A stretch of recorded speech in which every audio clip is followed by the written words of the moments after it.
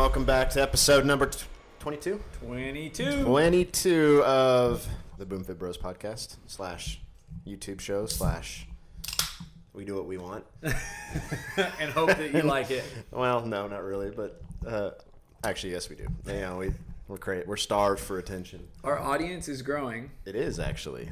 And I noticed that. I hope people are getting results. One at a time. C4, as usual, is unofficially sponsoring us, and today we have a guest appearance. It is Howard Schultz and his Starbucks entourage. Yes. So, now and by the way, that is fancy coffee for Gus. So he is treating himself today. Folgers is usually the go-to, or a gas station 99-cent refill. 49-cent. 49-cent refill. That might even be high. Probably 10 cents. Yeah, 99 cents at Buc-ee's. And that's higher end. That's like if Starbucks is the Ritz, then Buc-ee's is like the Courtyard or something. Yeah, for us. Area. Yeah.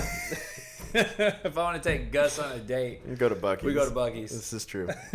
Brittany does the same, by the way. Birthday, Buc-ee's.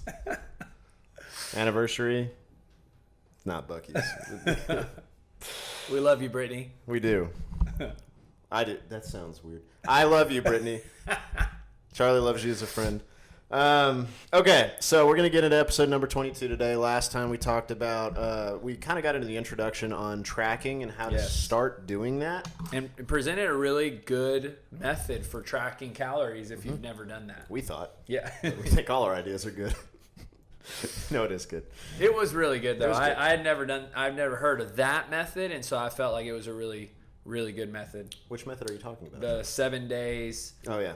Mm-hmm. Divided by 7. The recap track for this is to get the most accurate measure of what your maintenance calories are, and that's how many calories you need to maintain the current weight that you are without gaining or losing. The method that I put out to figure that out that will be the most accurate is to take 7 days and just eat what you normally would, and at the end of those 7 days, you take the average of those 7 days, and that's your average maintenance calorie number. And from there, then you can subtract, I think I said 10%. Yes, and 10 to 12. 10 to 12%, and that gives you a good starting point for a weight loss calorie target. Yeah, and I think 2 things to highlight is that your maintenance calories is different from anyone else's.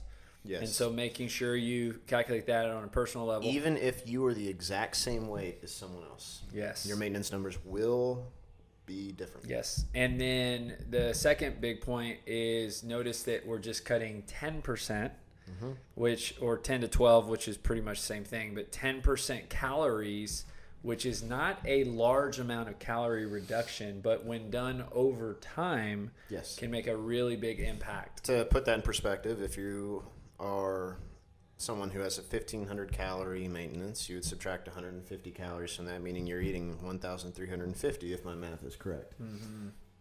And it is. For someone who's 2,000 calories, you subtract 200. And it's easy. So then you'd be eating at 1,800. Yeah. Easy as that. And if you don't want to calculate anything, I would bet that even if you just cut back a couple hundred calories a day over a long period of time, you're going to see a difference. Or if you don't want to calculate calories, just write down the name of the food that you just ate. And look at that at the end of 7 days. See how many times you eat those bags of chips, or how many bags of chips, or how many cookies, or how many alcoholic drinks. As we're talking about calculating, we're talking more about calories today. Mm-hmm. Yeah, it's very easy to think to yourself, oh, I don't need to do all that. I'm just going to eat healthy. And yes, there is probably some results that you're going to have from that. But the unfortunate truth is we're in a time where people eat just without thinking about it, and in volumes and quantities that are just so crazy that we have to start calculating. It's the equivalent of, imagine a credit card. Well, I guess it is a credit card world. No, I think I did see something the other day, like the credit card debt is at like $9 trillion or something. Insane. But imagine calorically speaking, you're on this credit card frenzy. And so you have to start writing down what you're doing and figuring out where you're at. And I think that's kind of what it's the just 7 like, day. yeah, it's like a budget. Yes. It's like a financial budget, but this is just a food budget. And I wrote an article a long time ago comparing credit card debt to being overweight. It's probably very similar. Yeah, it basically made the case that, like, you know, obviously if you swipe a credit card, you are essentially in debt that amount until you pay it at the balance. Most people don't at the end of the month. Well, if you decide to eat over your maintenance level in calories, you are essentially in debt, but caloric debt. Mm-hmm. However, you are very aware of how much caloric debt you are over per month because it shows up on your waistline. Yeah, So there's a little bit more of a visual representation there. Mm-hmm. And what I like about eating healthy and exercise is that it actually gives you the ammunition you need to offset that. So Absolutely. like when I eat maybe over my budgeted amount of calories in a day, my body's more equipped, not saying that it is going to fight it off as good as if I gave it the right amount, but it's more equipped to go to that battle. Yeah, and essentially going on a diet is paying back your credit card debt. Yes. It's pretty much the exact same thing, just in food terms. So that's probably also why people have such a hard time paying back their calories, because it's another long-term plan. However, similarly, in a similar vein of what we'll talk about today is the necessity of being in a caloric deficit in order to pay back your caloric credit card debt. See how I made that transition? It's good. It's a stretch, but I got there. Yes. So I want to know your thoughts on calorie deficits, and what are they? So my thoughts, I would say that prior to Gus and I really working so closely on weight loss, take you back years ago, I would say that I was probably approaching it through a calorie deficit, but I would not have called it a calorie deficit. Yeah. I would have said, look, I am going to eat healthy. I'm going to eat the right amount of fats, carbs, and proteins in adequate portions and percentages in order to hormonally fight fat on my body. All the meanwhile, You're in a calorie deficit. I'm in a calorie deficit. Which is why you lost weight. Exactly. Yeah. And so what I see is the average American, right, or the average person who's not ideally where they want to be in their weight, so they're overweight, is eating in excess. Calorie surplus. Yes, they're eating too much, and that is me. Growing up, I was eating too much, and a lot of that had to do with just appetite, and you train your body to eat more, right? So when you go on a calorie deficit and you eat less, you actually do start wanting to eat less. You start getting... Eventually. You actually will be full off of less food as opposed to before. Yes. And so the calorie deficit to me is, now looking at it from a weight loss perspective, as long as we're not going extremes, the way to lose weight, right? And I love the 10% approach, or I love the, we're going to do this gradually, and we're going to give you back calories if you're losing too much weight, because then you're managing that deficit. I've never liked, before this interaction that we've had with these, with working with Gus on calorie deficits, I've never liked the term calorie deficit, because I think people will look at it like, I'm going to cut 1,000 calories a day. I'm going to cut 500 calories a day. I'm going to go on this extreme calorie deficit. And to me, that's always been very unhealthy. So that's kind of, I guess, giving you a lot of my thoughts. Initially, calorie deficits to me were like, man, that doesn't sound good. Knowing the way that now we're introducing calorie deficits and the way that it's really working with a lot of our clients, it makes a lot of sense. Yep. And so I think it has a lot to do with the coach. I mean, if I'm honest, like, You can read an article and go on a calorie deficit where you're cutting way too many calories out of your diet, or you can have a coach who's coaching you through a calorie deficit, who's actually monitoring how much you're eating and making sure that you're not losing too much weight too fast, and actually do it the healthy way. And actually maybe done it before. I think yes. That's a big piece. Yes. And I think having a coach is the way to go. Anytime you're going to try to lose weight. I do too, but you have to be careful about who you pick as a coach. Picking your Fitstagram influencer is it's risky business. Well, if there's no accountability, and if there's no, if you're the only one that's holding you accountable, there's a chance that probably if you haven't succeeded in the past, you won't succeed. This brings up a funny point. Someone, I think this is talking about people who go off into business on their own and work for themselves. They said, the good thing, you're your own boss. The bad thing, you also have the worst boss in the world. Yeah. So, because you got to look in the mirror. Like, you're the one that, that's why so many people have a hard time going into business by themselves, is because they are their own boss, and left to their own devices, things just don't go the way that they do in your head. One of the best things that has kept me in shape for all these years is being a personal trainer. And actually, that is standard. Yes, that is an accountability in itself. Yeah, for sure. Because if I am going and having conversations with people every day about eating right, about exercising. Your body's your business card. I have to be doing it. And so that's been but most people are not having those conversations with anyone. So you're saying that once you retire from the gym space, that you're just going to blow up? I hope not. I really do. Blue bell every day. I tell people there's a fat kid trapped inside of this fit body. I really believe that. Screaming to get out. Yes, there is. I have those tendencies, and that's actually one of the reasons that I have to be so healthy, and I have to, I'm kind of obsessed when it comes to working out and eating right, because I know myself, and I'm protecting me from me. And some of you out there know what I'm talking about, because you also have those tendencies. That's why I know that I can't just go a little. I'll just go all in. I'm just so self-absorbed that I just don't want to go that route. Well, and I love me a little too much. Anybody that's ever had a really hard time with weight, and I think that anybody who's struggled with being overweight kind of knows that feeling. Oh, yeah. Especially when they get in shape, that a large reason why they stay in shape is out of the fear of going back to being out of shape.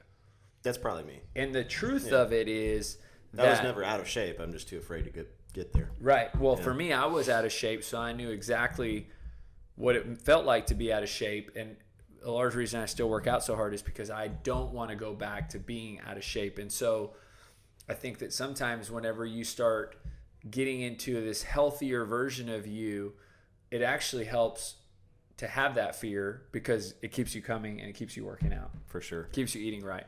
And drinking C4. The only time I ever drink one is during the show. Come on now. That's not true at all. Don't listen to that. Okay. Oh man. Calories. Calories. My long answer to my thoughts on a calorie deficit. So that ended in my childhood. We always seem to go back there, don't we? There's some hidden demons here. This is my therapy, by the way. I don't get to share, so I get to come. So we do it publicly on YouTube. BoomFit Bros with Gus, my counselor, and share it to the world. Okay, so my thoughts on a calorie deficit. I guess I'll go twofold. This is where things get sciencey, because I'm a numbers guy and I'm a nerd at heart. There's a nerd inside of me screaming to get out, kind of like the fat kid inside of you trying to get out. Mine has pocket protectors, glasses, and fountain pens, and jeans pulled up a little too high. So here come the numbers. Here's two things that I want to talk about. Number one is, of course, the calorie deficit. Another fancy way of saying that is you eat less than your body uses. It's also the same thing for saying a calorie deficit. And you can do that through two methods. Number one is eating, and number two is exercise. However, the exercise one has a significantly less impact than the eating part does. People want to flip that and it doesn't work. And there's a whole saying, you can't outrun a bad diet. For the most part, it's true, unless you're like an elite marathon runner, in which case you probably should be eating McDonald's just for the calories because you're burning that many. But I'm guessing if you're watching this, you're probably not an elite marathoner, because we're not elite marathoners. We don't cater to elite marathoners, and the last thing I want to do is run a marathon. So I don't think we're talking to them. If we are, we probably just lost a subscriber. Anyway, so the whole point of that and saying is, like, nutrition is where you get the biggest bang for your buck, and creating that calorie deficit, the term Charlie hates. The other one that Charlie might not like is calorie surplus. And that just basically means you eat more than your body uses, and so you store it in places that you don't want to store it. You put it in, your waist and on your arms and legs. And anyway, 70% of America has got the calorie surplus down pat. Yeah, and I would even use the words overeating. It's same thing. Exactly the same thing. So that's the thing that you don't need help with, likely. Those calories go straight to storage because your body doesn't need them, but they have to go somewhere, and that brings in thermodynamics, which is a fancy physics term. Basically, it just deals with energy. And the first law states that energy cannot be created or destroyed. It just moves from place to place. And so you start out with the energy in your food, you put the energy in your body, but if you put too much energy in your body says, I can't use this, but it's got to go somewhere, so it goes to your hips. That's how that goes. So a lot of people think that they can defy the laws of physics. They say, like, well, I ate in a calorie surplus and I still lost weight. No, you didn't. It just means you probably calculated it wrong. That's all that means. But the energy has to go somewhere. You either use it or you store it. That's just it.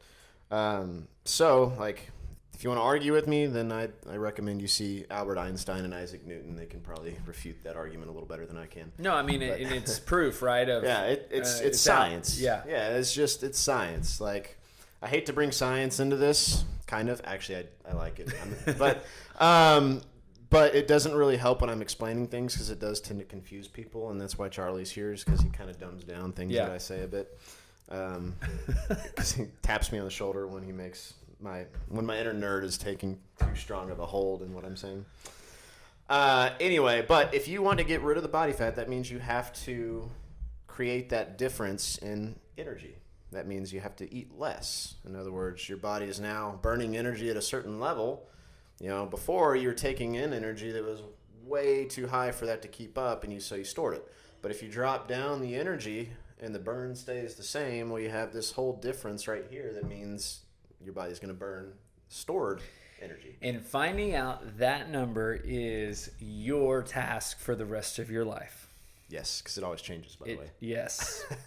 So there's the fun fact. Now, if you watch the previous episode, there's a really easy way to figure it out. Yeah. Okay, you just calculate it for a week and you take the average. All right, but I do recommend you go watch that episode, because it does get into more depth on that subject. But knowing that number is huge, because then you got some room to play. In other words, you see all those weird people who eat like 2 Big Macs a day and pound some ice cream and maybe have a beer, and they still seem like they're shredded. Well, they're still eating in a calorie deficit if they're losing weight, by the way. It just means that their burn is so high, okay, that they can accommodate that. And you can get yours there. And that's where this other, that's for the more episodes down the road. And I think what's worth highlighting is when we're referring to anyone who's probably not having to monitor this, not having to worry about it, pretty much figured out, we'll call it, this whole game in their life, right? It's a lot like money when we're talking about credit cards and we're talking about finances. There are certain people that really don't trap themselves in the debt, and they've learned how to live. And these aren't just wealthy people. No. It doesn't matter how much money they make, but they always seem to have savings. Well, they are wealthy. Well, they just may not have a large income. That's what I meant. So yes, incomes vary, right? They could make $50,000 a year, $25,000 a year, $100,000 a year, $1 million a year, or more, but they seem to always have savings. They seem to always have cash. They seem to not be stressed about money. And all that means is they have learned, and they probably, if they're honest, don't have this like hardcore system for budgeting, because they have learned to live off of less than they make and understand that they can't spend money that they don't have. Yep. In the same way that when you look at somebody who appears to eat a hamburger every now and then, but be incredibly good shape, but also exercise, but also eating really healthy, and they don't probably weigh and measure all their food. They probably don't track their food. They probably, could take a week off of working out and still be fine and not gain a tremendous amount of weight. It's because they are much like that person who just understands their body. Basic set of underlying principles. Now, you can have that understanding too, but you have to do a little bit of work on the front end, i.e. like tracking or some of these other things, so that you can develop that level of awareness. Mm-hmm. These people, like they've done the work already. It's like there's still some legwork you got to do. And but Charlie, for example, he ended up doing tracking for every day for 3 years without missing a day. But see, I had to rewire because I was the guy who was really, we'll say, so unhealthy and really defaulted towards an overweight person that I had to rewire to become healthy. But let me ask you this: do you track every day now? No. Why? Because I don't have to. Why? Because because you did it enough to where Yeah, and I've said that on several occasions when I share with people. I will occasionally get back towards tracking. So I have a MyFitnessPal account. I don't need to track. But sometimes you do. But sometimes I do. Just like the wealthy person sometimes goes back on a budget just to see. Uh-huh. Exactly. Yep. And so I do believe that when you track, you understand habits, tendencies, on a whole nother level. Absolutely. Would you be able to, this is a fun experiment, would you be able to look at a steak and guess pretty close? Absolutely, 100%. Well, I think you know where I'm going, but they don't. Yeah. A, how many calories is in that steak? Yes. And you could probably be accurate within 1 to 200. Yes. Easy. 100% agree. And then 2, how many ounces that steak weighs? Yep. Yeah. So here, pork and, confession. Saturday, I went to HEB. Bluebell. No, I didn't have Bluebell, but I had steak. While we're on the topic of steaks, Alicia likes a fillet, so I bought her a fillet. I like meat, so I want a lot of it. So I got me a ribeye, and it was a pound. I don't think there's any other reason to get another cut of steak personally. And I got the kids a sirloin. Delicious. And sure enough, I could tell you that was easily, for my steak alone, it was a pound, maybe 1.2. It was about a 1,400 to 1,500 calorie ribeye. And I just know that I know. You know what I mean? Yeah. Whereas Alicia's was, half a pound of a filet, which was probably between 450 and 500 calories. Yep. And so it's just knowing, because I've put that in the computer so many times or in the app, that you just know how many. And now I can tell you that a cup of Bluebell ice cream is approximately, is approximately 400 calories. And it depends what flavor. It does. Specifically the pumpkin pecan flavor. It falls with it. It is a new one. New flavor? That's because I'm about to make a confession. Finally, it's coming out. Here it is. Yes, I did have ice cream this week. Oh! So, but this is, again, just to illustrate the fact that when you get to that level, you can do that kind of thing, drop of the hat, and guess what? Neither one of us regret these decisions. No, that's what I want you guys to get to a point where you can eat without guilt. Without guilt. And the thing is, you got to go through this. This is your growing stages. This is where you're putting in the effort. This is where you're learning. And we want you, the whole reason that we talk about calories and we talk about this is because we want you to learn how to eat for your body. In today's world. In today's world is right, Yes. And the kids that are growing up in today's world, for those of you who have kids, man, we're having to really educate our kids. It's exponentially worse than it was even 10 years ago. No, I've got Kate right now on pretty much between yesterday and Halloween, and she's marking on the calendar no sugar, just because I really want her to understand. And like even things like she eats a peanut butter jelly sandwich every day. she's not having jelly. So it's ham and cheese for the remainder of the days. Every Sunday at church, she gets a little sucker. She didn't get one yesterday. So even we went to Jason's Deli because me and Alicia were sitting around thinking, where can we take our kids to lunch? And she didn't get an ice cream at Jason's Deli. But, little things like that, man, our kids are in a world right now that there's sugar everywhere. And if you're watching that and thinking that that's extreme parenting, it's not. Because, again, the statistic where over 70% of people are now overweight or obese means that likely your kids will fall into that stat. If you our kids. Well, if you do not watch it, your kid will fall into that statistic. And you can say, oh, they're kids, let them. But I promise you, I feel like I'm already a very probably loose parent, but in most people's eyes, I would be a very extreme because my kids know like what it means to be healthy.